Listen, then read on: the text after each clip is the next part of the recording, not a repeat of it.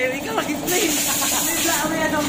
Ito po mga idol, yung langis na nabili namin. Ito, sa Shopee. Shopee.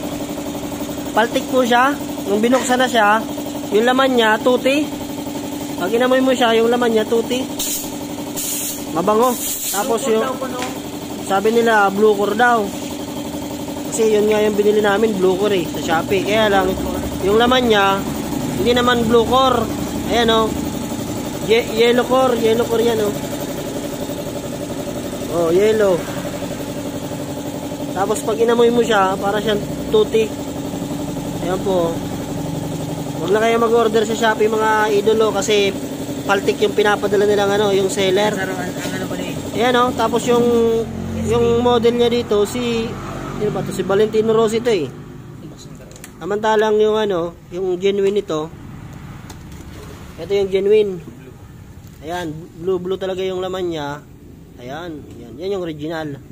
Tapos, dito sa likuran, makikita mo yan sa likuran, wala siyang model na ganito, Valentino Rossi. Tapos, meron siyang production dito sa likuran na parang code, yan. Kung makikita mo, yan o. Ayan. Yan yung original. Samantalang ito, wala. Ayan, wala. Tapos sa ST naman pa rin, sa ST. Dito naman sa ST Supreme, yung genuine, ganyan yung lalagyan niya. Tapos yung langis niya, ayan, tignan mo yung langis, maganda. Hindi siya malapot. Hindi katulad nito na malapot, parang tuti. Ginagamit to sa mga tool stroke ng motor. Paltik. Yan sa shop. Ito po yung peke para hindi kayo malito. Marami nito sa Shopee. Kung gusto niyo mapeke kayo, di sa Shopee kayo mag-order.